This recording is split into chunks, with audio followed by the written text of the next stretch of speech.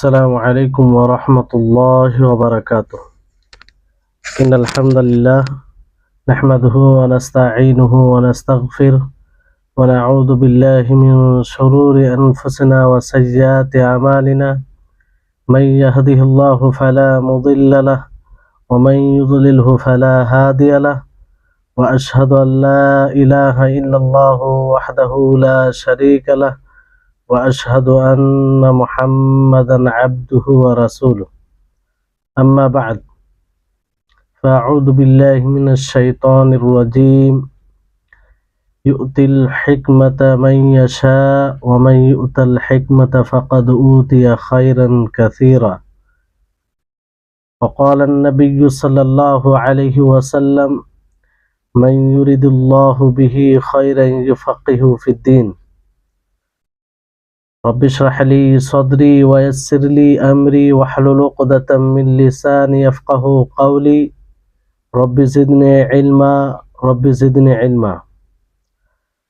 সম্মানিত, আজকের এই বিশেষ একটি আলোচনা বৈঠকে উপস্থিত দিন দরদি, দিন প্রেমী, সুপ্রিয় ভাই সকল ও সম্মানিতা বোন, সর্বপ্রকারের হামদ ও প্রশংসা সেই মহান আল্লাহ তাবারক ওয়া তাআলার জন্য, যিনি আমাদের সকলকে এই একটি বিশেষ ক্লাসে বিশেষ বিষয়ে আলোচনা শোনার জন্য এই ক্লাসে অংশগ্রহণ করার তৌফিক দিয়েছেন। ফলে আমরা সকলে তার কৃতজ্ঞতা প্রকাশ করি। তারপরে আমাদের সকলের প্রাণ প্রিয় নবী করিম মুহাম্মদ মুস্তাফা সাল্লাল্লাহু আলাইহি ওয়াসাল্লাম, ওনার উপর অসংখ্য শান্তির ধারা বর্ষিত হোক। আল্লাহুম্মা সাল্লি আলাইহি আল্লাহুম্মা বারিক আলাইহি। সম্মানিত, আজকের ক্লাসে অংশগ্রহণকারী আপনারা সকলেই অবগত আছেন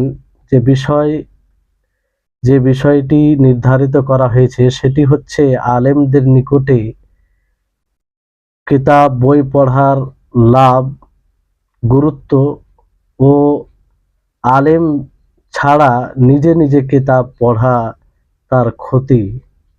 বিষয়টি অতি গুরুত্বপূর্ণ, বিশেষ করে বর্তমান সময়ে। কারণ মানুষ এমন মিজাজমুখী হচ্ছে যে অনেক সময় অনেক মানুষ মনে করে যে আলেমদের নিকটে বই পড়ার প্রয়োজন নেই, যেহেতু আমরা নিজেই পড়তে পারি তো নিজেই পড়ে জ্ঞান অর্জন করব। তো এটা যে কত ক্ষতিকর, এই বিষয়টি যাতে আমাদের নিকটে স্পষ্ট হয়, আর আমরা যেন আলেমের নিকটে যদি পড়ি তাহলে এর লাভ কি, এটা যেন আমরা বুঝতে পারি, এই জন্য এই আলোচনার ব্যবস্থা করা। আশা করি আপনারা সকলেই একটু মনোযোগ দিয়ে শুনবেন আর একটু ধৈর্যের পরিচয় দিবেন। ইলম অর্জন করার ক্ষেত্রে যেটা সবচেয়ে বেশি প্রয়োজন পড়ে সেটা হচ্ছে ধৈর্য। আপনি যেখানে ইলম অর্জন করেন না কেন, সেখানে আপনাকে ধৈর্যশীল হতে হবে। ধৈর্য ছাড়া আপনি জ্ঞান অর্জন করতে পারেন না।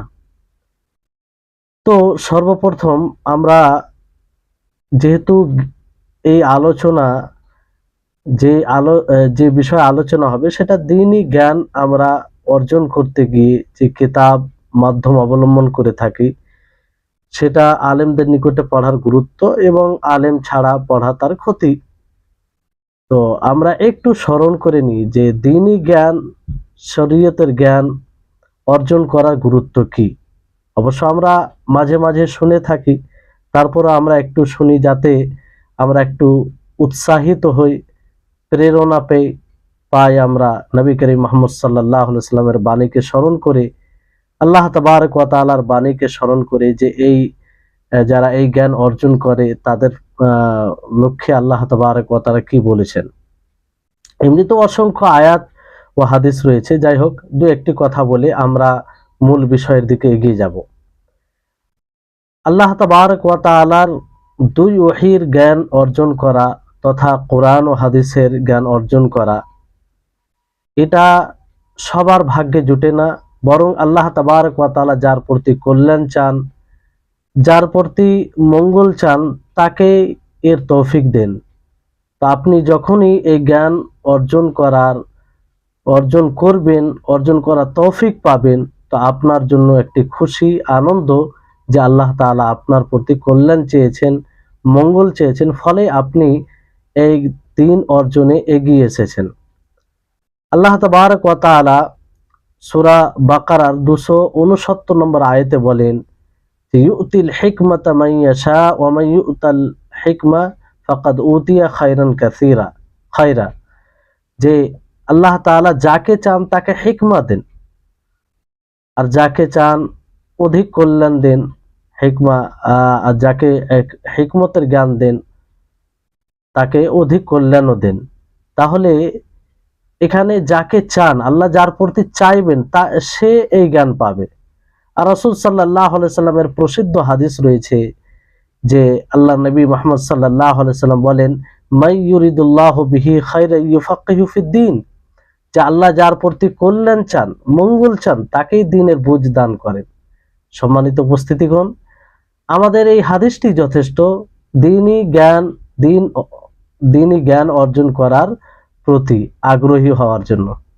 এটা কত বড় সৌভাগ্যের বিষয় যে আমরা যদি দ্বীনের জ্ঞান অর্জন করি, তাহলে মনে ভাবতে হবে যে আল্লাহ তাআলা আমাদের প্রতি কল্যাণ চেয়েছেন, ফলে আমরা এই দ্বীনের জ্ঞানের অর্জনের প্রতি এগিয়ে এসেছি। তা এটা একটা বিষয়। আর সবচেয়ে বড় বিষয় যে আপনি যদি দ্বীনের জ্ঞান অর্জন করি, তাহলে এই দ্বীনের জ্ঞান অর্জন করার মাধ্যমে জান্নাতের পথ সহজ হয়ে যায়, জান্নাতের রাস্তা একদম সহজ হয়ে যায়। আল্লাহ তাআলা নবী করিম মুহাম্মদ সাল্লাল্লাহু আলাইহি সাল্লাম তিনি বলেন যে মান সালাকা তারিকান ইয়াতলুবু ফিহি ইলমান সালাকাল্লাহু বিহি তারিকান মিন তুরুকিল জান্নাহ। কি সুস্পষ্ট বাণী! আর কি মানে যারা জ্ঞান অর্জন করে তাদের জন্য, তাদের আগ্রহী হওয়ার জন্য কি সুন্দর একটি বাণী নবী করিম মুহাম্মদ সাল্লাল্লাহু আলাইহি সাল্লামের, যে আল্লাহ নবী বলেন যে ব্যক্তি ইলম সন্ধানে কোনো পথ অবলম্বন করে, বের হয়ে যায়, ইলম সন্ধানের জন্য প্রচেষ্টা করে, ইলম সন্ধানের পথ অবলম্বন করে ইলম অর্জন করার চেষ্টা করে, তো আল্লাহ তাআলা তার জন্য জান্নাতের পথকে, জান্নাতের রাস্তাকে সহজ করে দিবেন। আর কি করে সহজ হবে? আশা করি আপনারা বুঝতে পারছেন যে আমরা জ্ঞান অর্জন করলেই তো দিনকে জানতে পারবো, যে আল্লাহ তাআলার আমরা কিভাবে দাসত্ব করব, আল্লাহ তাবারক ওয়া তাআলার গোলামি কিভাবে করব, আল্লাহ তাআলা কোন পথে চললে আল্লাহ তাআলা সন্তুষ্ট হবেন, রাসূলের পরিপূর্ণ অনুসরণ হবে। আমরা জ্ঞান অর্জন করলে রাসূলের আদর্শকে জানতে পারবো, আর সেই আদর্শকে গ্রহণ করে আমরা আল্লাহ তাআলাকে সন্তুষ্ট করতে পারবো। এইভাবে জান্নাতের পথ সহজ হবে। তারপরে সবচেয়ে বড় বিষয় যে যারা জ্ঞান অর্জনের পথে থাকে তাদের জন্য শুধু এই মাখলুক, পৃথিবীর মাখলুক নয়, বরং ফারিস্তাগণ তাদেরকে সন্তুষ্ট করার জন্য নিজের ডানাকে পিছিয়ে দেয়। আল্লাহু আকবার! এত বড় ফজিলতের বিষয়। আজকে আমরা এই জ্ঞান অর্জনকে মানে বেশি গুরুত্ব দিই না, না বুঝার কারণে। তো ফারিস্তাগণ যারা তলেবে ইলম বলতে তারাই নয় যারা মাদ্রাসায় শিক্ষা গ্রহণ করে, শিক্ষা অর্জন করে, তারাই উদ্দেশ্য তা নয়, বরং যারাই আপনি বাড়ি থেকে যেই পথ অবলম্বন করেন না কেন, জ্ঞান অর্জন করার জন্য যদি সঠিক পথ অবলম্বন করেন, তাহলে আপনি এই ফজিলতের অধিকারী। যে যতটা জ্ঞান অর্জনে নিজেকে ধাবিত করবে, সে তার জন্য ফারিস্তাগণ নিজের ডানা, নিজের পরকে বিছিয়ে দেয়। আর আলেমের জন্য, যারা জ্ঞান অর্জন করে শিক্ষিত, তাদের জন্য আসমান ও জমিনে যারা আছে সকলেই তার জন্য ইস্তেগফার করেন। ওয়াল হিতান ফি জাওফিল মা, এমনকি নদীর মাছ, পানির মধ্যে যারা মাছ আছে তারাও তাদের জন্য দোয়া করে। তাহলে এর ফজিলত অনেক আছে, কি আপনাদেরকে বলবো।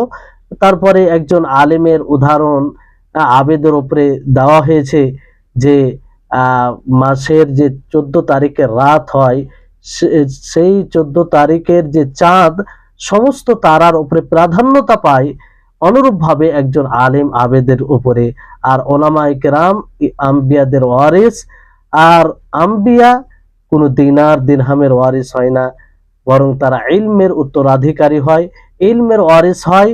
আর এই ইলমের ওয়ারিস মানে রাসূল সাল্লাল্লাহু আলাইহি সাল্লাম যে তার মধ্যে তিনার মধ্যে যা গুণ ছিল সেই গুণগুলো তাদের মধ্যে থাকে, তার প্রভাব তাদের জীবনে পড়ে। তাহলে এই হচ্ছে ফজিলত। তা এই ইলমকে অর্জন করার জন্য আমাদেরকে কিরূপ চেষ্টা করতে হবে। তারপরে এই ইলম যতটা আপনি অর্জন করবেন ততটাই আপনার মধ্যে আল্লাহর ভয়ভীতি আসবে, যদি প্রকৃত জ্ঞান আপনার মধ্যে থাকে। কারণ আল্লাহ তাআলা বলেন, ইন্নামা ইয়াখশাল্লাহা মিন ইবাদিহিল উলামা, যে আলেম সম্প্রদায়, আলেমরা যারা প্রকৃত জ্ঞান অর্জন করে তারা আল্লাহকে ভয় করে। তারপরে বিষয়টি হচ্ছে যারা দ্বীনি জ্ঞান অর্জন করেন তারা আবিদ, একজন মূর্খ আবিদের উপরে বেশি প্রাধান্যতা পায়। কেন? একজন আবিদ ইবাদত করে, তার ইবাদতের যে লাভ রয়েছে সেই ব্যক্তি পর্যন্ত সীমিত থাকে, কিন্তু একজন বান্দা, একজন মানুষ যখন ইলম অর্জন করে, জ্ঞান অর্জন করে, তার লাভ উপকার বিভিন্ন জায়গায় ছড়িয়ে পড়ে, অন্য মানুষরাও উপকৃত হয়। এই জন্য আবিদের উপরে এটার প্রাধান্যতা বেশি রয়েছে এবং বেশি দেওয়া হয়েছে। তারপরে যারা জ্ঞান অর্জন করে তাদের জন্য এক হাদিসে নবী করিম মুহাম্মদ সাল্লাল্লাহু আলাইহি সাল্লাম একটি নয়, দুইটি নয়, তিনটি নয়, চারটি পুরস্কারের ঘোষণা করেছেন। একটু আপনাদেরকে বলে দিই সেই চারটি পুরস্কার কি। যারা জ্ঞান অর্জন করে তাদের জন্য হচ্ছে, এক নম্বর হচ্ছে যে তাদের উপরে, তাদেরকে ফারিস্তাগণ পরিবেষ্টন করে ফেলে, তাদের উপরে রহমত বর্ষণ হয় এবং সাকিনাত বর্ষণ হয়, প্রশান্তি বর্ষণ হয়। আর আল্লাহ তাআলা যে ফারিস্তাগণ আল্লাহর নিকটে রয়েছেন তাদের নিকটে তাদের ব্যাপারে আল্লাহ তাআলা বলেন, আল্লাহু আকবার। এই চার পুরস্কারে পুরস্কৃত হবেন আপনি যদি আপনি জ্ঞান অর্জন করেন সঠিক পদ্ধতিতে। প্রসিদ্ধ হাদিসটি আপনাদেরকে আর বললাম না, যে মা মিন কওমিন ইয়াজতামিউনা ফি বাইতিন মিন বুয়ুতিল্লাহি ইয়াতাআল্লামুনাল কুরআন ওয়া ইয়াতাদারাসুনাহু বাইনাহুম ইল্লা হাফফাতহুমুল মালায়েকা ওয়া গাশিয়াতহুমুর রাহমা ওয়া তানাজ্জালাত আলাইহিমুস সাকিনা ওয়া যাকারাহুমুল্লাহু ফি মান ইনদাহু।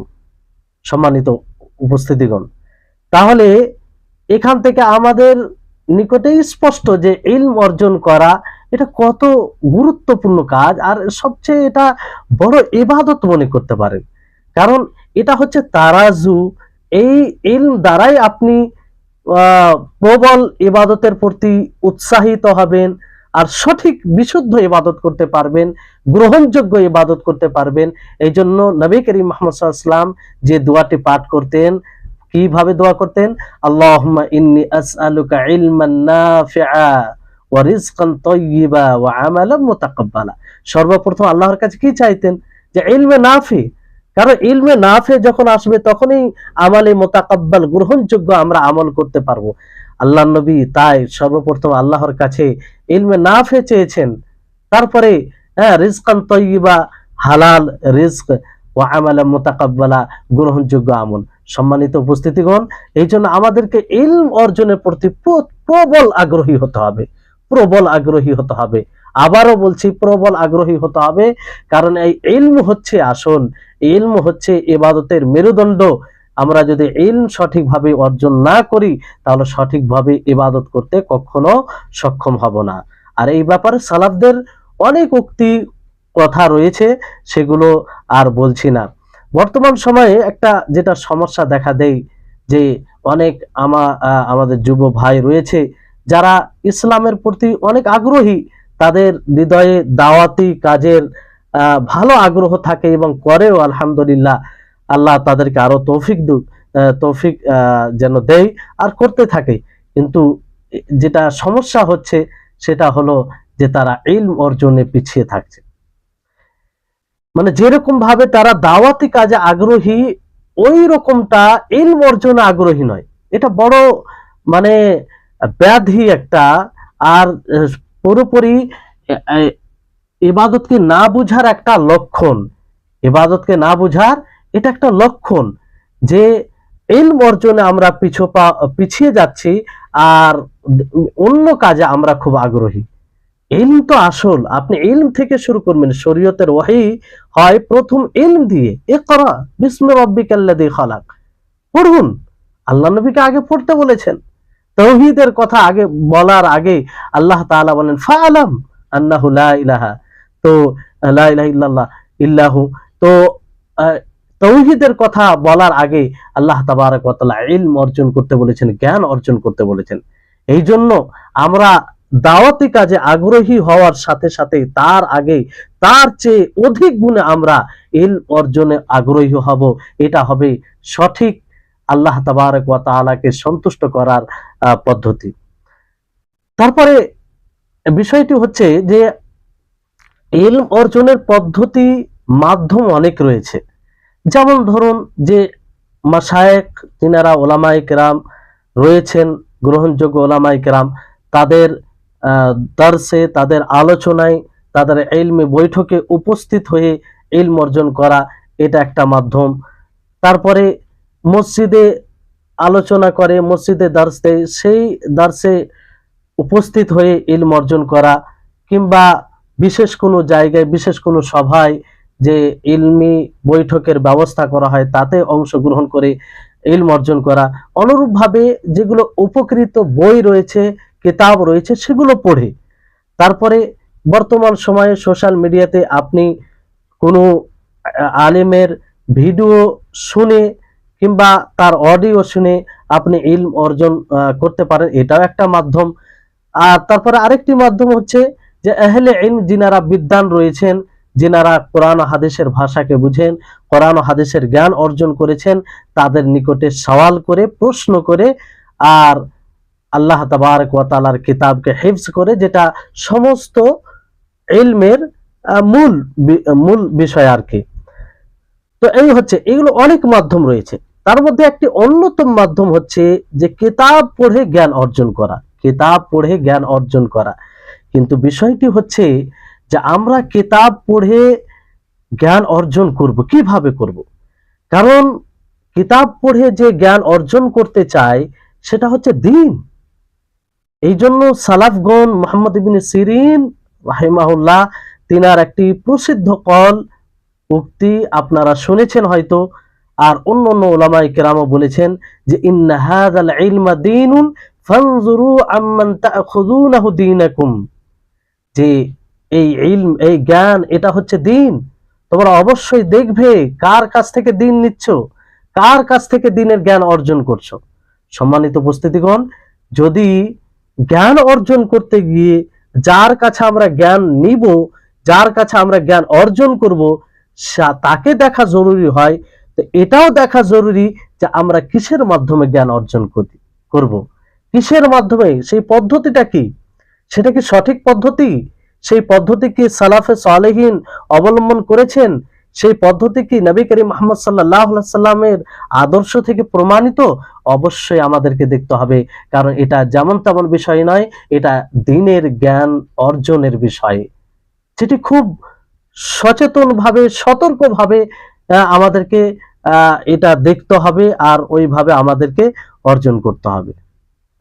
তাহলে শুধু কিতাব দ্বারা জ্ঞান অর্জন করার সঠিক যেটা উত্তম পদ্ধতি হচ্ছে, সেটা হচ্ছে মাশায়েখদের কাছ থেকে জ্ঞান নেওয়া, আলিমদের কাছ থেকে জ্ঞান নেওয়া, যিনাদের ইলম রয়েছে, যিনাদের কাছে, যিনারা অন্য আলেমের কাছে শিক্ষক দ্বারা পড়েছে, পড়ে কোরআন ও হাদিসের জ্ঞান অর্জন করেছেন, তাদের কাছে জ্ঞান নেওয়া, এটা হচ্ছে সঠিক পদ্ধতি।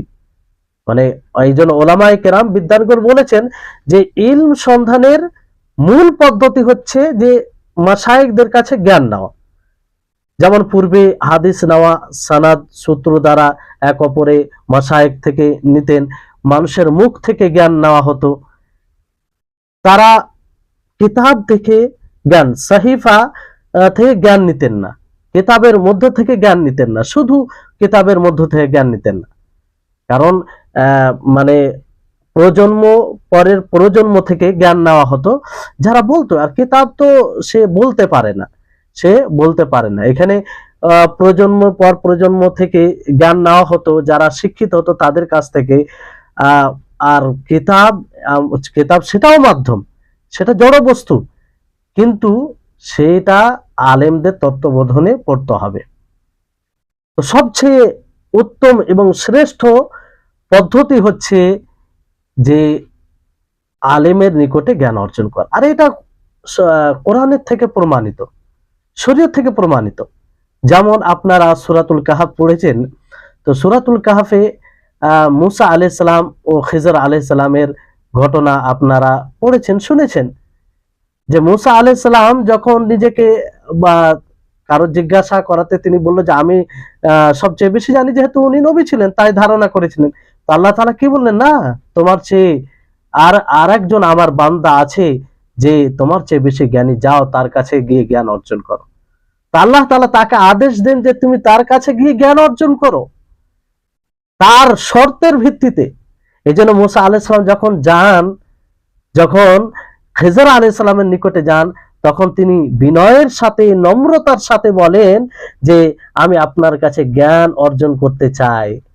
তো তিনি ওনার শর্তে জ্ঞান অর্জন করেছিলেন। তাহলে এখান থেকে প্রমাণিত হচ্ছে যে জ্ঞান নিতে হবে যারা শিক্ষিত তাদের কাছ থেকে, মাশায়েখদের কাছ থেকে, আলেমদের কাছ থেকে। আর নবী করিম মুহাম্মদ সাল্লাল্লাহু আলাইহি সাল্লামকে যদি দেখেন, তো নবী করিম মুহাম্মদ সাল্লাল্লাহু আলাইহি সাল্লামকে শিক্ষা কে দিতেন? জিবরিল আলাইহিস সালাম।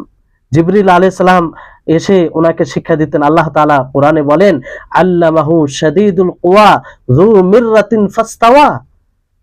হ্যাঁ, তিনাকে শক্তিশালী জিবরিল আলাইহিস সালাম ওনাকে শিক্ষা দিতেন। আর অনুরূপভাবে হাদিসেও প্রমাণিত রয়েছে যে নামাজের সময় জিবরিল আলাইহিস সালাম আল্লাহ নবীকে শিক্ষা দেন যোহরের সালাত, আসরের সালাত 2 দিনে। আর বলেন যে আল ওয়াক্তু মা বাইনাহুমা, যে এর মধ্যেই এই নামাজের সময়। তাহলে আল্লাহর নবী সরাসরি জিবরিল আলাইহিস সালামের কাছ থেকে শিখেছেন, ইলম নিয়েছেন। তো এখান থেকে প্রমাণিত হচ্ছে যে ইলম নিতে হবে আলেমদের নিকটে যারা জ্ঞান রাখে। তাহলে এটা একটা বিষয়। আর উলামায়ে কেরাম বলেছেন যে মান দাখালা ফিল ইলমি ওয়াহদাহু খারাজা ওয়াহদাহু, যে ব্যক্তি ইলম অর্জনে একাই প্রবেশ করে সে একাই বের হয়ে যায়। এই কথার অর্থ কি? এই কথার অর্থ হচ্ছে এটা যে ব্যক্তি ইলম সন্ধানে, জ্ঞান অর্জনে শেখ ছাড়া, আলেম ছাড়া, শিক্ষক ছাড়া প্রবেশ করে, শুধু কিতাব থেকে জ্ঞান নেওয়ার প্রচেষ্টা করে, তো সে ইলম ছাড়াই বের হয়ে যায়। কারণ মানে সে প্রকৃত জ্ঞান অর্জন করতে পারে না। কারণ ইলম একটি পেশা, ইলম একটি দক্ষতা। আর এই দক্ষতা শেখার জন্য একজন দক্ষ শিক্ষক লাগবে, শিক্ষকের প্রয়োজন আছে। যতক্ষণ পর্যন্ত মাহির এবং এই ব্যাপারে অভিজ্ঞ শিক্ষক না পাওয়া যাবে, সেই ব্যাপারে ভালো শিক্ষা পাওয়া যাবে না। আপনি দুনিয়াবি পার্থিব বিষয়ে দেখেন, আপনি কোনো বিষয় যদি জ্ঞান অর্জন করতে চান তাহলে অটোমেটিক হয়ে যায়। তার ব্যাপারে যদি আপনাকে শুধু কিতাব দিয়ে দেওয়া হয় তাহলে হবে না। যেমন মেডিকেল ডিপার্টমেন্ট, ডাক্তারি চিকিৎসার যে বিষয় রয়েছে, যদি কোনো ব্যক্তিকে শুধু কিতাব ধরিয়ে দেওয়া হয় তার দ্বারা সম্ভব নয়। এর জন্য অভিজ্ঞ শিক্ষক লাগবে যে ওই বিষয়ে পারদর্শী। তাহলে আসল হচ্ছে ওলামাদের কাছ থেকে জ্ঞান নিতে হবে। এই জন্য আল্লামা ইবনে উসাইমিন রাহিমাহুল্লাহ তিনি বলেন যে সর্বশ্রেষ্ঠ পথ হচ্ছে জ্ঞান মাশায়েখদের কাছ থেকে নিতে হবে, শেখদের কাছ থেকে নিতে হবে, যিনারা আলেম, কোরআন হাদিসের দীর্ঘদিন তারা জ্ঞান অর্জন করেছে।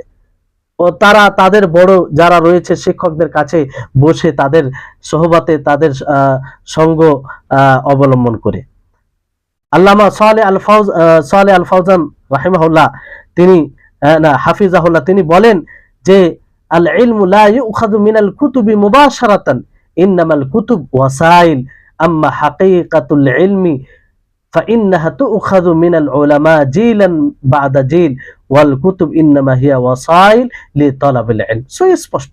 শেখ সালেহ আল ফাওজান, আশা করি আপনারা সকলেই জানেন, বর্তমান সময়ের শ্রেষ্ঠ আলেম, মুহাক্কিক, ফাকিহ, আর বিদআত তো দূরের কথা, বিদআতের কোনো ছায়া পড়লে আগেই সতর্ক করে দেন। তো তিনি বলছেন যে সরাসরি কিতাব থেকে জ্ঞান নেওয়া হয় না, বরং কিতাব মাধ্যম, ওসিলা। প্রকৃত জ্ঞান নেওয়া হয় ওলামাদের কাছ থেকে, প্রজন্ম পর প্রজন্ম যে ওলামা রয়েছেন, যিনারা দীর্ঘ সময় দিয়েছেন জ্ঞান অর্জনের জন্য, তাদের কাছ থেকে নেওয়া হয়। আর এই কিতাব, বই পুস্তক, এটা তো ইলম সন্ধানের কেবল একটি ওয়াসিলা, এটা মাধ্যম। আল্লামা বকর বিন আব্দুল্লাহ আবু যায়েদ রাহিমাহুল্লাহ তিনি বলেন যে আল আসলু ফি তালাব আন ইয়াকুনা বিতারিক আত-তালকিন ওয়া তালাক্কি আনিল আসানিদ ওয়াল মুতাফানা লিল আশিয়াক। তিনি বলেন যে ইলম অর্জন করার মূল পদ্ধতি হচ্ছে অর্জন করার মাধ্যমে, অর্জন করতে হবে, নিতে হবে মাশায়েখদের কাছ থেকে, মানুষের মুখ থেকে জ্ঞান অর্জন নিতে হবে। শুধু সাহিফা কিতাব থেকে জ্ঞান অর্জন নেওয়া হয় না। তাহলে এই হচ্ছে বিষয়। তারপরে এরকম অনেক বিষয় আপনি পাবেন যে যদি শুধু আপনি কিতাব দ্বারা জ্ঞান অর্জন করেন, তো শুধু কিতাবে, বই পুস্তকে কিছু বিষয় আছে যে বিষয়গুলো আপনাকে আরো জ্ঞান অর্জন করা থেকে বাধা দেবে, আপনি বিরক্ত হয়ে যাবেন, ফলে জ্ঞান, পরিপক্ক জ্ঞান অর্জন করতে আপনি সক্ষম হবেন না। এই জন্য দেখবেন এর উদাহরণ অনেক আছে, আলোচনায় আসবে, বুঝতে পারবেন। যেটা একজন শিক্ষক দ্বারা যদি আপনি পড়েন, তো এতে সেই বিষয়গুলো পাওয়া যায় না। কারণ দেখবেন যে বই আপনি পড়বেন, সে বইয়ে অনেক সময় সেই ইবারত গুলো কিংবা বাক্যগুলো আপনি বুঝতে না পারেন, কিংবা কিতাবাতে লিখতে ভুল হতে পারে, কিংবা আপনি যদি আরবি বই পড়েন, তো আরবি বই পড়তে গিয়ে এরাবে যে কোথায় কোনটাকে রাফা মারফু পড়তে হবে, কোনটাকে আবার মানসুব পড়তে হবে, আপনি জানেন না, এই ব্যাপারে বেশি অভিজ্ঞ নাই, জানেন কিন্তু হালকা জানেন, বেশি অভিজ্ঞ নেই, ফলে আপনার জন্য সুস্পষ্ট হয় না। তো এরকম বিষয় অনেক কিছু থাকে। অনেক সময় বইয়ে কিছু মিটে যায়, থাকে না, তো সেটাকে বোঝার জন্য আপনি তো নিজে বুঝতে সক্ষম হবেন না। কারণ একজন আলেম, যে আলেম, সে আগে পিছে দেখে সে বুঝতে পারে যে লেখক রহিমাহুল্লাহ আসলে এখানে কি বলতে চেয়েছেন। লেখকের উদ্দেশ্যকে একজন আলেমই বুঝতে পারবেন, যে ওই বিষয়ে পারদর্শী, যে ওই বিষয়ে দীর্ঘ সময় কাটিয়েছে, যে ওই বিষয়ে ওলামাদের সঙ্গ অবলম্বন করেছে, সেই তাদের উদ্দেশ্যকে তুলে ধরতে পারবে, আর সে দ্রুত বুঝতে পারবে। অনেক সময় দেখবেন যে কিতাবে অনেক পরিভাষা থাকে, এক এক বিষয়ের পরিভাষা থাকে। যেমন আপনি ফিকহ শাস্ত্রের পড়বেন, তো ফিকহ শাস্ত্রে কিছু কিছু পরিভাষা আছে যেগুলো আপনি বুঝতে পারবেন না। যেমন মুস্তাহাব, আপনার মুস্তাহাব কাকে বলে, আপনি যদি এই পরিভাষা সম্পর্কে না জানেন, পূর্বে জ্ঞান অর্জন না করে থাকেন, তো কি করে বলবেন, কি করে আপনি বুঝতে পারবেন এই শব্দ দ্বারা এটা কি। আর তর্জমা যদি এখানে আপনি প্রশ্ন করতে পারেন যে তর্জমাতে তো লেখা হয়, তর্জমাতে পুরোপুরি কথাকে নিয়ে আসা সম্ভব নয়, এটা কোনোদিন সম্ভব নয়। কারণ আরবি ভাষা যে একটা এমন ভাষা যে কম কথার মধ্যে অনেক কথা চলে আসে, তো সেটাকে যখন কোনো মুতারজিম, কোনো অনুবাদক অনুবাদ করে, তখন পুরোপুরি নিয়ে আসতে সক্ষম হয় না, কিন্তু হ্যাঁ তার ভাব অর্থটা নিয়ে আসার চেষ্টা করে। সেটা একজন আলেম যে ওই বিষয়ে সময় কাটিয়েছে, সে বুঝতে পারে সহজে। তো অনুরূপ ভাবে হাদিসের ময়দানে কিছু পরিভাষা আছে, তারপরে আপনার আকীদা বিষয়ে কিছু পরিভাষা আছে, প্রত্যেকটা বিষয়ে কিছু কিছু পরিভাষা আছে যেগুলো আপনাকে বুঝতে হবে, আর যেগুলো আপনি আলেম ছাড়া বুঝতে সক্ষম হবেন না, এটা সম্ভবই নয়। তাহলে আর বুঝতে গেলে পরিপূর্ণ আপনি বুঝবেন না, আর পরিপূর্ণ না বুঝতে গেলে আপনার বুঝতে ভুল হবে। এই জন্য ওলামায়ে কেরাম কঠোর ভাবে বলেছেন যে লা তাখুদিল ইলমা মিন সাহফিয়িন ওয়ালা মান মুসহাফিয়িন, يعني لا تقرأ القرآن على من قرأ من المصحف ولا الحديث وغيره على من أخذ ذلك من الصحف। তাহলে এখানে ওলামায়ে কেরাম, এর অর্থ হচ্ছে যে ওলামায়ে কেরাম বলেছেন যে তোমরা সাহিফা থেকে, কিতাব থেকে জ্ঞান নিও না, আর না তার কাছ থেকে তোমরা জ্ঞান অর্জন করবে যারা শুধু কিতাব থেকে জ্ঞান অর্জন করেছে, শিক্ষক দ্বারা নয়, শিক্ষকের সঙ্গে সবাই কাটিয়ে নয়, বরং নিজে নিজে কিতাব পড়ে জ্ঞান অর্জন করেছেন। অর্থাৎ যে কোরআন শিখেছে মুসহাফ থেকে, কোনো শিক্ষকের কাছে নয়। হাদিস শিখেছে হাদিসের বই থেকে, কোনো শিক্ষক, কোনো মুহাদ্দিস, কোনো হাদিসের বিষয়ে যে পারদর্শী তার কাছ থেকে নয়। তো এমন ব্যক্তির কাছে তোমরা শিক্ষা অর্জন করো না, কারণ সে ভুল বুঝে থাকবে, সে অন্যদেরকে ভুল বুঝাবে। তাহলে এই হচ্ছে বিষয়। তো এর অনেক গুরুত্ব, মাশায়েখদের কাছে আপনি যে জ্ঞান অর্জন করবেন এর অনেক গুরুত্ব রয়েছে। যেমন আপনার একজন আলেম যার কাছে আপনি জ্ঞান অর্জন করবেন, আর যার কাছে জ্ঞান অর্জন করতে বলা হচ্ছে, সালাফে সালেহিন তাই বলেছেন। তো কেন? একজন আলেম সে দীর্ঘ সময় শিক্ষা অর্জনে কাটিয়ে থাকে, দীর্ঘ সময় সে প্রায় 10 বছর 12 বছর কিংবা তার পুরো জীবনটাই ইলম অর্জনে কাটে, সে সবসময় জ্ঞান অর্জন করে। আলেমের যেটা লক্ষণ কিংবা পরিচয় হবে, সে সবসময় জ্ঞান অর্জন করে, নিজেকে বিলীন করে দেয় সে তাতে সবসময়। এমনটা নয় যে যতক্ষণ শিক্ষকদের কাছে কিংবা মাদ্রাসায় কিংবা এতে কোনো ভালো বড় প্রতিষ্ঠানে পড়লো, তারপরে সেখান থেকে কমপ্লিট করার পরে জ্ঞান অর্জন করা তার সিলসিলা ধারাবাহিকতা কেটে যায়, তা নয়। তারা সবসময় জ্ঞান অর্জন করার পথে থাকে এবং ওই বিষয়েই তাদের জীবন কাটে। তো তারা তার যে নীতিমালা রয়েছে, তার উসুল কাওয়ায়েদ রয়েছে, এবং নুসুসকে কিভাবে বুঝতে হবে, দলিল থেকে দলিল উপস্থাপন কিভাবে করতে হবে, কোন দলিলটা কোন জায়গায় ফিট হবে, এটা একমাত্র ওলামায়ে কেরাম জানেন, যা আপনি কিতাব থেকে বুঝতে সক্ষম নয়, যা আপনি কিতাব থেকে আদৌ বুঝতে পারবেন না, সম্ভবই নয় যদি আপনি ওলামায়ে কেরামদের কাছ থেকে গাইড না নেন, তাদের কাছে না পড়েন। অনেক সময় আয়াত হাদিস থাকবে, আর কিছু কিতাবের টেক্সট থাকবে, ইবারত থাকবে, তো সেখানে আসলে কি বলা হলো একজন আলেমই সহজে সেটা বুঝতে পারবে, সেই নুসুস, সেই কথাগুলোকে, এবং সেই কথাগুলোর উদ্দেশ্য, লেখক রাহিমাহুল্লাহ লেখকের উদ্দেশ্য কি সেটাকে একদম প্রকৃতভাবে আলেমই বুঝতে পারবে। অনেক সময় দেখবেন কিতাবের পাঠক, শুধু কিতাবের পাঠক কোনো জিনিসকে একদিকটা বুঝে যায়, আর সে মনে করে যে আমি বুঝে গিয়েছি, কিন্তু অনেক দিকটা তার বুঝার বাকি থাকে, অনেক দিকটা তার বোঝার বাকি থাকে। এটা কখন বুঝতে পারে? যখন সেই জিনিসটা নিয়ে যায় কোনো আলেমের কাছে, তাকে বলে যে এই বিষয়টি একটু বুঝান তো, যখন তাকে বোঝানো হয় তখন সে বুঝতে পারে আমি তো এইভাবে বুঝিনি, কিংবা আমি তো এই কথা দ্বারা এটুকু বুঝেছিলাম। এটা একদম আমাদেরকে বুঝতে হবে, আর এটা সহজ বিষয়। আর আপনাদেরকে পূর্বেই বলা হলো যে প্রত্যেক বিষয়ে কিছু কিছু বিষয় বিশেষ শব্দ রয়েছে, বিশেষ কথা রয়েছে, যেটা আপনি তাদের কাছে বসে তাদের কাছে জ্ঞান অর্জন করে সম্ভব, আলেমদের কাছেই সম্ভব যে ওই পথে সময় কাটিয়েছে। তাহলে এটা বিষয় মনে রাখতে হবে আমাদেরকে। তারপর এর লাভ অনেক আছে যদি আপনি আলেমদের কাছে পড়েন। সংক্ষিপ্ত ভাবে বলছি, আপনারা মনোযোগ দিয়ে শুনবেন।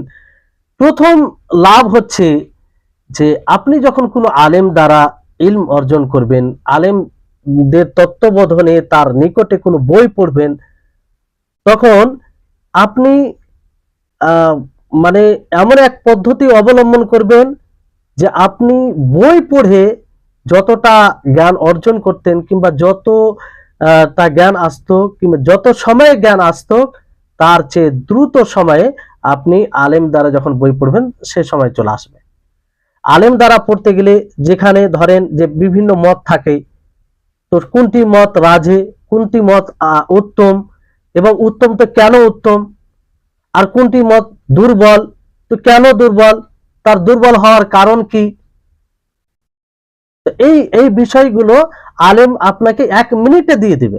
যেমন একটি বিষয়ে ধরেন 5টি মত আছে, ইমাম আবু হানিফা বললেন তাই, ইমাম শাফি, এইভাবে বিভিন্ন ওলামায়ে কেরামদের 5টি মত বলা হলো, 5 প্রকারের মত এসেছে ওলামাদের পক্ষ থেকে, এবং সেই মতের মধ্যে কার মতটি প্রাধান্য প্রাপ্ত, এবং প্রাধান্য প্রাপ্ত তো কেন প্রাধান্য প্রাপ্ত, কার মতটি দুর্বল, কেন দুর্বল, এটা যদি আপনি খুঁজতে যান তো আপনাকে দীর্ঘ সময় লাগবে, আর আপনি সক্ষম নাও হতে পারেন।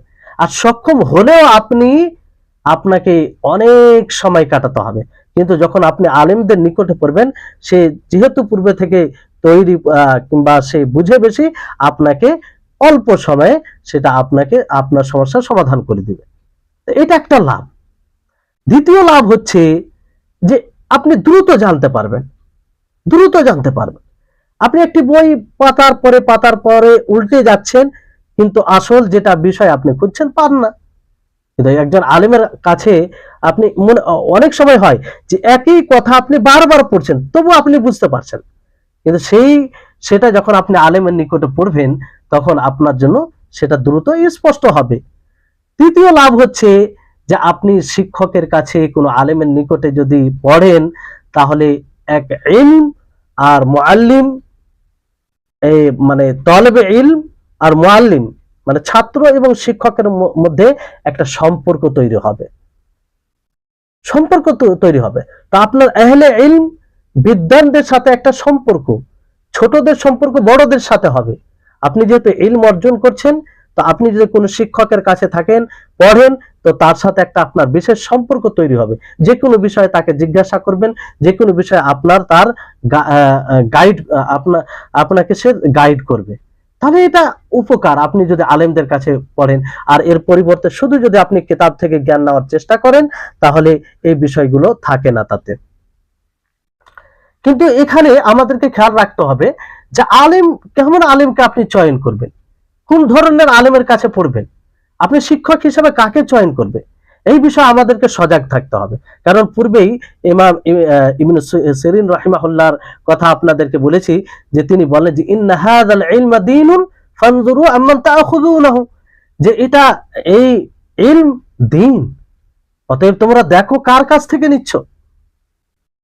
সে কি সত্যি ইলম দেওয়ার উপযুক্ত? সে কি জ্ঞান দিতে পারবে, কিংবা সঠিক কোরআন হাদিসের ব্যাখ্যা করে স্বার্থহীন ভাবে? অবশ্যই দেখতে হবে এটা মানে ওই যে ইন্না হাযাল ইলমা দীনুন, এটা দ্বীনের বিষয়, এটা অন্য কোনো বিষয় নয়। যে দ্বীনের উপরে আমাদের ভিত্তি করে আমাদের ঈমান, আমাদের ইসলাম সব টিকে আছে। তাহলে বিষয়টি হচ্ছে যে দেখতে হবে যে এমন আলেমকে আমরা চয়ন করব যে নির্ভরযোগ্য হবে, আমানতদার হবে। আমানতদার মানে কি? যে সে কোরআন ও হাদিসের কথাকে বলতে গিয়ে মনে করবে যে এটা আমি আল্লাহর বাণী, আল্লাহর কথাকে মানুষের কাছে পৌঁছে দিচ্ছি। এটা যদি আমি একটু এদিক হেরফের করি, আমি স্বার্থ হিসাবে কথা বলি, তো এর জবাব দেখে আমাকে হতে হবে। এরকম যার চিন্তা চেতনা থাকবে, তাদেরকে চয়ন করতে হবে। আর যার জ্ঞান থাকবে প্রকৃত, সাতহি জ্ঞান নয়। সাতহি মানে কি? যে কোনো জিনিসের আগাছালো ভাবে জ্ঞান থাকে, ওই রকম জ্ঞান নয়। যার মজবুত উসুল কাওয়াইদ এই অনুযায়ী জ্ঞান থাকবে, তাদেরকে চয়ন করতে হবে। কারণ সবসময় মনে রাখতে হবে যে শিক্ষক যেমন হবে, তার প্রভাব তার ছাত্রদের উপরে পড়বে। এটা স্বাভাবিক যে কোনো বিষয়ে। আল্লামা মুহাম্মদ ইবনে সালেহ আল উসাইমিন রাহিমাহুল্লাহ তিনি বলেন, তিনার নিজের ব্যাপারে তিনি বলেন যে আকুলু লাকুম আন নাফসি, আমি তোমাদেরকে নিজের ব্যাপারে বলি। তিনি বলছেন যে প্রকৃত জ্ঞান, যে জ্ঞানটি আমি মাশায়েখদের নিকটে পড়ে অর্জন করেছি, সেটাই আমার প্রকৃত জ্ঞান, মানে সেটাই বেশি আমার জন্য লাভজনক হয়েছে, লাভদায়ক হয়েছে। তিনি এটা বলতে চাইছেন। তারপরে তিনি বলেন, যদিও আমি জামিয়া ইউনিভার্সিটি থেকে বিভিন্ন বিষয়ে জ্ঞান অর্জন করেছি, কিন্তু পরিপক্ক জ্ঞান, বরকতময় জ্ঞান, যে জ্ঞান দ্বারা বেশি বরকত হয়েছে আমার জীবনে, সেটা হচ্ছে যেটা মাশায়েখদের নিকটে পড়েছি। মানে এখান থেকে উনি বলতে চাইছেন, বিশেষভাবে আমি যে জ্ঞানটা অর্জন করেছি মাশায়েখদের কাছে গিয়ে পার্সোনাল ভাবে, সেই জ্ঞানটা আমার জন্য বেশি বরকতময় হয়েছে।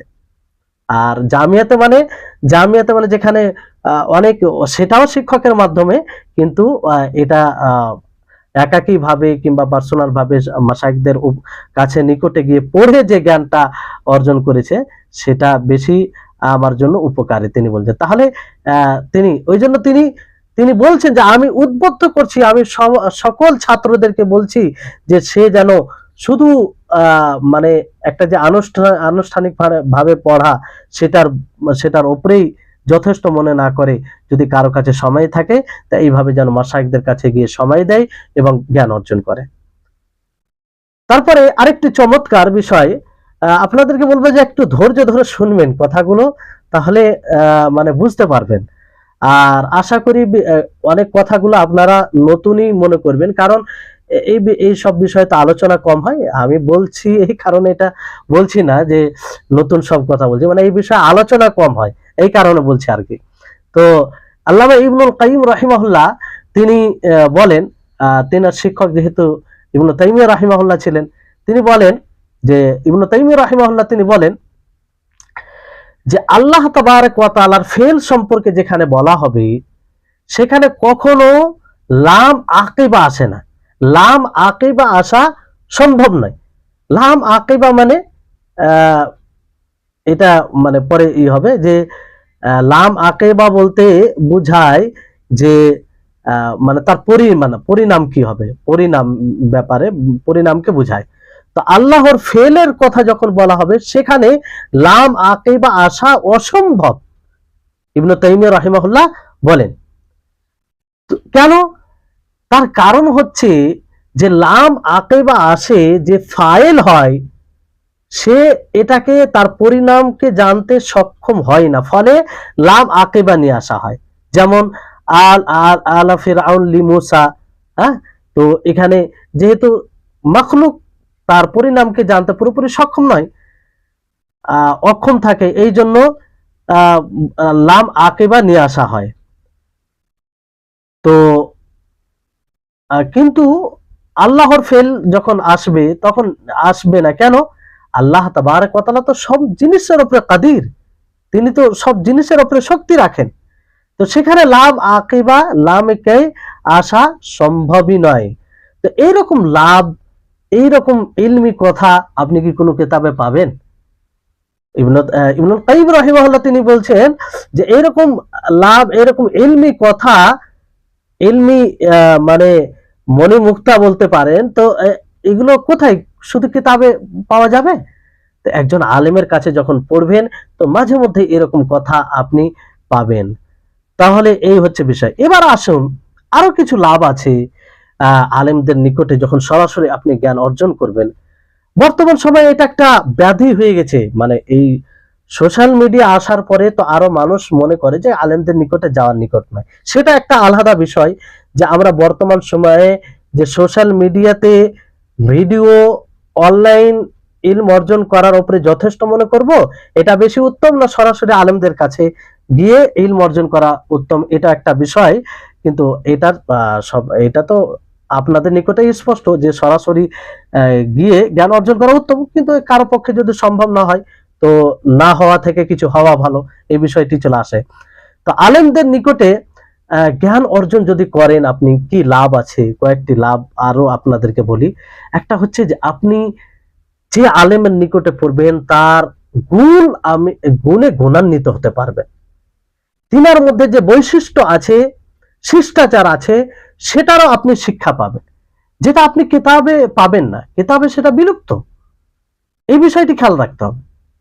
এই জন্য একজন আলেমের কাছে যখন পড়া হয়, তখন সেই আলেমের কাছ থেকে শুধু কিতাব শেখা হয় না, বরং সে যতক্ষণ ক্লাস করে, তার ভঙ্গিমা, তার কথা, তার চলন ফিরন, তার সবকিছু থেকে শিক্ষা নেওয়া হয়, শিক্ষা পাওয়া যায়। যেমন আপনাদেরকে উদাহরণ দিই, যে যারাই বর্তমান সময়ে শেখ আব্দুল মুহসিন আল আব্বাদ হাফিজাহুল্লাহ, তিনি এখনো আছেন, বয়স বৃদ্ধ হয়ে গেছেন, আল্লাহ তাআলা যেন ওনার বয়সকে আরো বৃদ্ধি করেন। তো উনি দার্স দিতেন, তা আমরা দেখেছি ওনার কাছে, আমরা বুখারীর কিছু অংশ পড়েছি এবং মুয়াত্তা। তো অনেক সময় দেখেছি যে ওনাকে অনেক সহজ, মানে মনে হতো সহজ, কিন্তু সহজ নয়, এটা কথা বলা ঠিক হবে না, যে ওনাকে অনেক প্রশ্ন করা হতো, কিন্তু মনে হতো যে প্রশ্নগুলো স্বাভাবিক। অনেক প্রশ্নের ক্ষেত্রে তিনি বলেন লা আদরি, ওনার ভাষা হতো লা আদরি, আমি জানি না। তো যারাই সেই দার্সে অংশগ্রহণ করেছে, যারা বসতো, অবশ্যই সেখান থেকে শিক্ষা পেয়েছে যে ইলমের কাছে নিজেকে নত করতে হবে। কোনো ব্যক্তি যদি কেউ প্রশ্ন করে, বলে যে এই বিষয়টি কি, তাহলে কি বলতে, না জানতে গেলে লা আদ্রি। এখানে ছোট হওয়ার কোনো বিষয় নাই। তো এটা হচ্ছে বড় একটা শিক্ষা। কিন্তু এই শিক্ষা কি কিতাব থেকে পাওয়া যাবে? না, এই শিক্ষা কিতাব থেকে পাওয়া যাবে না। তো এইরকম উদাহরণ অনেক আছে, কথা লম্বা হয়ে যাবে, সেদিকে আর যাচ্ছি না। এরকম উদাহরণ অনেক আছে যে যেগুলো থেকে এসে আপনি এক্সট্রা আলেমদের কাছে পড়তে গিয়ে, আলেমদের কাছে শিক্ষা নিতে গিয়ে আপনি তাদের ব্যবহার আচরণ থেকে অনেক শিক্ষা পাবেন, আদব শিষ্টাচার। তারপরে দ্বিতীয় লাভ হচ্ছে যে আদব শিক্ষা, এগুলো আপনি পাবেন যেটা কিতাব থেকে সম্ভব নয়। আর সরাসরি আপনি যদি আলেমদের কাছে পড়েন, তাহলে যে ছাত্র যেটা ভুল হবে সে ভুলটা সংশোধন করে দিবে। আর আপনি যদি একাকীভাবে কিতাব থেকে ইলম অর্জন করে, সেটা সম্ভব? অনেক আপনার মধ্যে ভুল থেকেই যাবে, আপনি বুঝতেই পারবেন। অনেক সময় আপনি ভুলকে সঠিক মনে করবেন, আর সঠিককে ভুল মনে করবেন। অস্পষ্ট আপনার নিকটে অনেক কিছু থাকবে, যেটা ইলমের ময়দানে এইভাবে জ্ঞান অর্জন করা একদম ঠিক নয়। তো আলেমদের কাছে সরাসরি পড়ার এটা একটা লাভ। তারপরে একটা আলেম, যদি আপনি আলেমের কাছে পড়েন, তার সাথে সরাসরি আলোচনা, একটা ইলমি বিষয়ে আলোচনা, আপনি আপনার মনের কথা, আপনি আপনার সংশয় তুলে ধরতে পারেন। কিন্তু কিতাব যদি পড়েন, শুধু কিতাব থেকে জ্ঞান অর্জন করেন, এটা সম্ভব নয়, এটা সম্ভব নয়। এই জন্য ইমাম শাফি রাহিমাহুল্লাহ তিনি কি বলেন, আখি লান তানালাল ইলমা ইল্লা বিসিত্তাতিন সাউনাব্বিউকা আন তাফসিলিহা বিবায়ান যাকাউন হিরসুন ওয়াফতিকার ওয়া গুরবাতুন ওয়া তালকিন উস্তাদ ওয়া তুলু জামান। যে তিনি বলছেন, হে আমার ভাই, ইলম অর্জন করা 6টি বিষয় ছাড়া সম্ভব নয়। সেই 6টি বিষয় কি? সেই 6টি বিষয় সম্পর্কে আমি বিস্তারিত বলছি, বর্ণনা করছি। একটি হচ্ছে মেধা। মেধা ইউজ করতে হবে। মেধা মানে কি? যে মেধা তো নিজে তৈরি করতে পারবে না, মেধাকে ইউজ করতে হবে, মেধা লাগাতে হবে। ওয়াহিরস, আগ্রহ থাকতে হবে। অনাগ্রহিতার সাথে ইলম অর্জন করা সম্ভব নয়। অফতেকার, তাকে প্রয়োজন মনে করতে হবে। আর গুরবাত মানে কি? আপনি, অনেক মানুষ মনে করে যে অসহায়তা, গুরবাত, এটা কি মানে ইলম অর্জনে বাধা? না, এটা কোনো বাধা হয় না। সালাফদের জীবনী দেখেন, বুঝতে পারবেন। তারপর তালকিন, উস্তাদ, উস্তাদের কাছ থেকে নিতে হবে জ্ঞান। উস্তাদ মানে কোনো শিক্ষকের কাছে মানে নিতে হবে। তারপরে অনেক সময় সময় কাটাতে হবে, দীর্ঘ সময় কাটাতে হবে। মানে দীর্ঘ সময় কি? মানে ইলম অর্জনে তাদের কাছে সময় কাটাতে হবে। তাই হচ্ছে বিষয়। যদি এজন্য ইমাম শাফি রাহিমাহুল্লাহ তিনি বলেন যে মান তাফাক্কাহা মিন বুতুনিল কুতুবি যায়্যা আল আহকাম, যে কিতাব থেকে জ্ঞান অর্জন করে, শুধু কিতাব থেকে, সে আহকামকে নষ্ট করে, অর্থাৎ ভুল বুঝে, সে সঠিকভাবে বুঝতে পারে না। তো এই হচ্ছে বিষয়। এবার আসুন, যারা কিতাব থেকে জ্ঞান অর্জন করে তাদের ক্ষতির সমূহ কি? এই পূর্বের আলোচনায় অনেক ক্ষতি চলে এসে, তারপরেও আলাদাভাবে আপনাদেরকে বলছি যাতে আপনাদের মনে থাকে। আমাদেরকে সবসময় এটা স্মরণে রাখতে হবে যে ইলম অর্জন করার সঠিক পদ্ধতি হচ্ছে যে ওলামাদের কাছ থেকে ইলম নিতে হবে। রাসূল সাল্লাল্লাহু আলাইহি সাল্লাম বলেন, ইন্নামাল ইলমু বিত্তাআল্লুম ওয়া ইন্নামাল ফিকহু বিত্তাফাক্কুহ। যে ইলম, তাআল্লুম, শিক্ষা অর্জনের মাধ্যমে আসে। শিক্ষা অর্জন কাকে বলে? যে আপনি কারো কাছে শিখবেন, সময় দিবেন, সে তার পদ্ধতিতে শিখাবে, আপনি শিখবেন। আর ফিক, তাফাক্কু, বুঝার মাধ্যমে আসে। তাহলে এখান থেকে এটা স্পষ্ট হয় যে আলেমদের কাছে শিখতে হবে। তো ক্ষতি কি? এর কিছু মানে ক্ষতির দিক রয়েছে। একটা হচ্ছে যে আপনি শুধু বই পড়ে, পুস্তক পড়ে মানে সূক্ষ্মতার সাথে বুঝতে আপনি সক্ষম হবেন না। অনেক সময় ভুল বুঝবেন, কোরআন হাদিসের দলিলকে আপনি ভুল বুঝবেন, তার প্রেক্ষাপটকে বুঝতে পারবেন না। আপনি আরবি ভাষায় পারদর্শী না হওয়ার কারণে সেটা সঠিক, আপনি সঠিকভাবে বুঝতে পারবেন না। আর পূর্বেই বলেছি যে সব বিষয়ে কিছু কিছু বিশেষ পরিভাষা থাকে, সেটার ব্যাপারে জানতে হবে। সেটা যদি না জানেন, যেমন তাফসিরে, উসুলে ফিকহে, এগুলো পরিভাষা রয়েছে, মূলনীতি রয়েছে। উসুলে ফিকহ বলেন, তারপর তাফসির বলেন, আকীদা বলেন, ফিক বলে, শুধু ফিক বলেন, হাদিস বলেন, এগুলো সব এতে কি রয়েছে, পরিভাষা রয়েছে, এগুলো জানতে হবে, এর মূলনীতি রয়েছে। এই মূলনীতি ছাড়া আপনি সহজে বুঝতে সক্ষম হবেন না।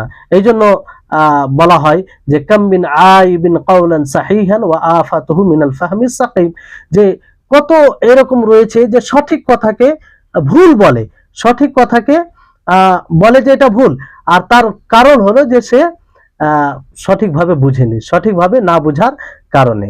দ্বিতীয় যেটা ক্ষতি, শুধু কিতাব থেকে জ্ঞান অর্জন করতে গিয়ে, সেটা হচ্ছে যে ব্যক্তিগত ব্যাখ্যা করে। এই জন্য দেখবেন যারাই শুধু কিতাব থেকে জ্ঞান অর্জন করে তারা ব্যক্তিগত ব্যাখ্যা করে। আল্লাহ তাদেরকে সঠিক বুঝ দান করুক। এখন দেখবেন বর্তমান সময়ে কিংবা এটা আগের সময়েও পাওয়া যায় যে অনেকে আছে যে তাফসির নিজে নিজে বুঝার চেষ্টা করে, তাফসিরের নীতিমালা কিছু জানে না, কিন্তু ফের কিতাবের দর্শ দেয়, কোরআনের দর্শ দেয়, আর ব্যক্তিগত ব্যাখ্যা করে, ব্যক্তিগত তার তাফসির থাকে, যেটা ভয়ঙ্কর, যেটা ভয়ঙ্কর। নিজে পথভ্রষ্ট হয়, অন্যদেরকে পথভ্রষ্ট করে। তো এটা কিসের কারণে? শুধু কিতাব থেকে জ্ঞান অর্জন করার জন্য, কিতাব থেকে জ্ঞান অর্জন করার জন্য, এটা একটা কারণ। আর তৃতীয় ক্ষতি হচ্ছে যে এতে আপনার সময় নষ্ট হবে। কি হবে? সময় নষ্ট হবে। অনেক বিষয় আপনি অনেক সময় লাগিয়ে দিবেন বুঝার জন্য, কিন্তু তার ফলাফল কিছু পাবেন না। কিন্তু সেই বিষয়টা পূর্বে যেমন বলা হলো, আলেমদের নিকটে সহজে সমাধান সেটা চলে আসবে। তারপরে আল্লামা ইবনে বাজ রাহিমাহুল্লাহ তিনি বলেন যে মান কানা শাইখু কিতাবু ফাখাতাউহু আকসার, যে যার শেখ, যার শিক্ষক, যার মুআল্লিম কিতাব হবে, তার ভুল বেশি হবে। সালাফদের কথা দেখেন, তার ভুল বেশি হবে। মিন সাওয়াবিহি, কি থেকে? তার সঠিক থেকে ভুল বেশি হবে। তিনি বলেন, তো যে যারা আহলে ইলমদের নিকটে পড়ে না তাদের এই অবস্থা হয়, যারা আহলে ইলমদের কাছ থেকে ইলম নেয় না, শুধু কিতাবের উপরে যথেষ্ট মনে করে, তারা ভুল বেশি করে এবং হক ও বাতিল তাদের কাছে মিশ্রিত হয়ে যায়, মানে মিলে যায়, পার্থক্য করতে পারে না দুটোতে, সঠিকভাবে দলিলকে না বোঝার কারণে এবং তার যে অবস্থা কোথায় ফিট হবে এগুলোকে না জানার কারণে। সম্মানিত উপস্থিতিগণ, একদম শেষের পথে আসছেই। তো বিষয়টি হচ্ছে যে আরো একটা বিষয়, যে আপনি শুধু কিতাব যদি পড়েন তাহলে আপনি পথভ্রষ্ট হতে পারেন, আপনার আকীদা বিনষ্ট হয়ে যেতে পারে, আপনার আকীদা বিনষ্ট হয়ে যেতে পারে, এটা কথা মনে রাখবেন। কারণ আপনি ধরেন যে পাঠক কোনো বইকে চয়ন করলেন, এমন বইকে চয়ন করলেন যে বইটা কোনো যে বইয়ের মধ্যে কোনো বাতিল আফকারকে তুলে ধরা হয়েছে, বাতিল মানহাজকে তুলে ধরা হয়েছে, তো আপনি অবশ্যই পাঠক হিসেবে সেটাকে পড়বেন আর তাতে প্রভাবিত হবেন। তো এতে আপনার আকীদা নষ্ট হতে পারে, আপনার ঈমান নষ্ট হতে পারে। এই জন্য এই বিষয়টি শুধু কিতাব দ্বারা বই জ্ঞান অর্জন করা, শিক্ষক ছাড়া, এটা খুব ভয়ঙ্কর। শেখ সালেহ আল ফাওজান হাফিজাহুল্লাহ একটি ঘটনা উল্লেখ করেন যে একটি হাদিস আছে, চমৎকার একটি উদাহরণ দিয়েছেন উনি, যে একটি হাদিস কি, ইন্না হাযিহিল হাব্বাতাস সাওদা শিফাউম মিন কুল্লি দাইন ইল্লা মিনাস সাম, যে কালো জিরা, কালো জিরা এটা হচ্ছে যে সমস্ত রোগের শেফা, আরোগ্য, মানে সমস্ত রোগ থেকে শেফা পাওয়া যায়, শুধু মৃত্যু ছাড়া। এবার এখানে হাব্বা শব্দ আছে, এক মানে শুধু বইয়ের থেকে জ্ঞান অর্জনকারী এই হাব্বাকে হাইয়াতু পড়েছে, মানে বা আছে তো বায়ে ডবল নোক্তা মনে করেছে যে ইন্না হাযিহিল হাইয়াতাস সাওদা।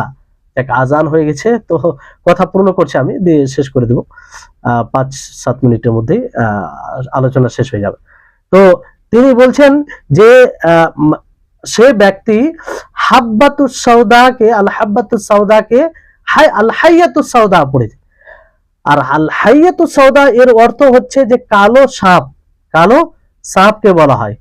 তো সে আল হাইয়াতুস সাওদা পড়েছে এবং এটাই বুঝেছে, বুঝার ফলে সে কি করেছে, যে সে ভাবলো যে প্রত্যেক রোগ থেকে এটা আরোগ্য পাওয়া যায়, তো সে কালো সাপকে মেরে খেয়ে নেয়, খাওয়ার পরে সে মৃত্যুবরণ করে। দেখেন যে কত বড় একটা ক্ষতি। এখানে যদি সে কোনো আলেমের নিকটে এই হাদিসকে বুঝতো, তাহলে এরকমটা কখনো হতো না, কখনো হতো না এরকম। তারপরে সবচেয়ে বড় বিষয় আপনাদেরকে বলি, সেটা হচ্ছে যে যেটা কোরআনুল করিম, যে কোরআনকে আল্লাহ তাআলা নাজিল করেছেন, যে কোরআনকে আল্লাহ তাআলা অবতীর্ণ করেছেন, সেই কোরআনের ব্যাপারে আল্লাহ তাআলা বলেন যে ইন্না আলাইনা জামআহু ওয়া কুরআনা ফাইদা ক্বারানাহু ফাত্তাবি কুরআনা সুম্মা ইন্না আলাইনা বায়ানা। যে আমি মানে কোরআনকে, যাই হোক পুরো অর্থ হচ্ছে যে কোরআন নাজিল মানে তার জমা করার দায়িত্ব আমার, আর পড়ায় তুমি কোরআনের অনুসরণ করো, আর তাকে বয়ান করা, স্পষ্ট করার দায়িত্ব আমার। বুঝতে পারছেন যে কোরআন আল্লাহ তাআলার কিতাব হওয়া সত্ত্বেও আল্লাহ তাআলা বলছেন তাকে সুস্পষ্ট করার দায়িত্ব আমার। আর ফলে আল্লাহ তাআলা বয়ান করেছেন, সেটা কিভাবে রাসূল সাল্লাল্লাহু আলাইহি ওয়াসাল্লাম যে হাদিস দ্বারা সেটা ব্যাখ্যা করেছেন। তারপরে অন্য আয়াত আল্লাহ তাআলা বলেন ওয়া আনজালনা ইলাইকা যিকরা লিতুবাইয়িনা লিন-নাসি মা নুজিলা ইলাইহিম ওয়া লাআল্লাহুম ইয়াতাফাক্কারুন, যে আমি আপনার উপরে জিকির নাজিল করেছি, কোরআন নাজিল করেছি, যাতে আপনি মানুষের জন্য সুস্পষ্ট করবেন যা তাদের উপরে নাজিল হয়েছে।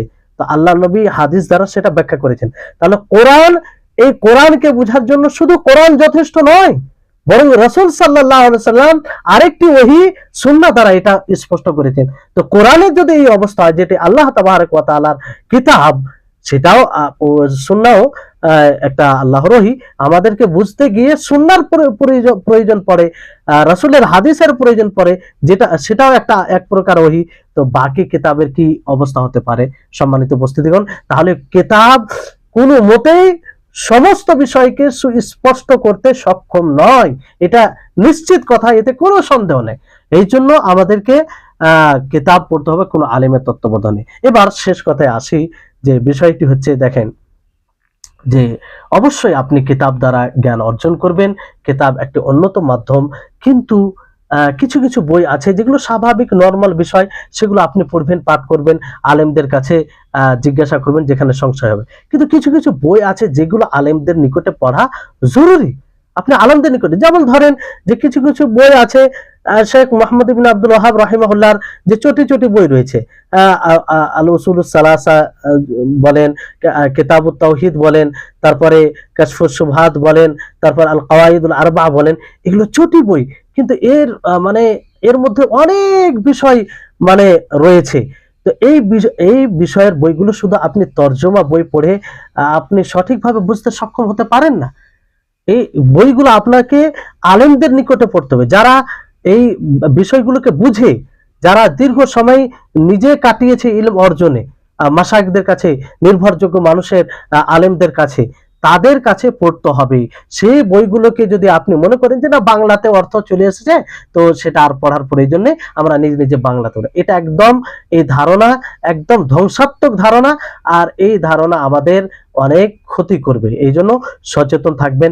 আপনাকে উদাহরণ দিই যে সৌদি আরবে তাদের আরবি ভাষা হওয়ার পরে এই সব ছোটি ছোটি বইগুলো আলেমদের কাছে, এক একজন আলেমদের কাছে বারবার পড়তে থাকেন, আলেম হয়ে তারা পড়তে থাকে অন্য আলেমের কাছে।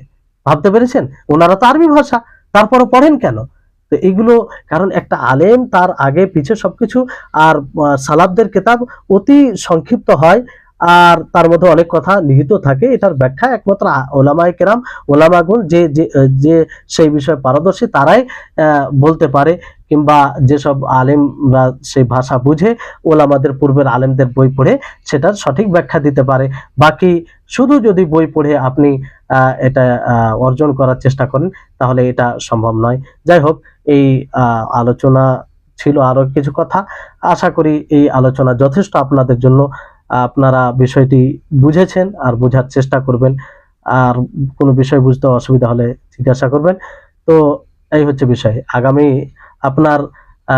আগামী মাসে যেহেতু মাঝে মধ্যেই আমাদের ওই আদ-দাওয়াত সালাফিয়া আল ইসলামিয়া এর পক্ষ থেকে কোর্স হতে থাকে, আলহামদুলিল্লাহ। গত কোর্সে আপনার নওয়াকিজুল ইসলাম, আলহামদুলিল্লাহ পুরো 18টি ক্লাসে আমরা সেটা সমাপ্ত করেছি। আল্লাহ তাআলা যেন কবুল করেন, আর যা কিছু সঠিক হয়েছে সেটা আল্লাহর পক্ষ থেকে, আর যদি ভুল হয়ে থাকে তাহলে সেটা শয়তানের পক্ষ থেকে। অনুরূপভাবে আগামী মাসে আল কাওয়াইদুল আরবা শুরু হতে যাচ্ছে, সেটাও খুব গুরুত্বপূর্ণ, যে কিতাবে তৌহিদকে আমরা কিভাবে সংরক্ষণ করব, নিজের জীবনে বাস্তবায়ন করব, আর শিরকে কিভাবে আমাদের জীবন থেকে দূরীভূত করব, এই বিষয়কে তুলে ধরা হয়েছে। 4টি নীতিমালা সেখানে উল্লেখ করা হয়েছে, সেটা আমরা বিস্তারিতভাবে জানবো। অতি কম ক্লাসে সেটা হয়ে যাবে ইনশাআল্লাহ। তো আপনাদের সকলকে অনুরোধ করব যে নিজে যোগ হওয়ার চেষ্টা করবেন, অন্য ভাইদেরকে দাওয়াত দিবেন। এখান থেকেই আজকের আলোচনা শেষ হচ্ছে।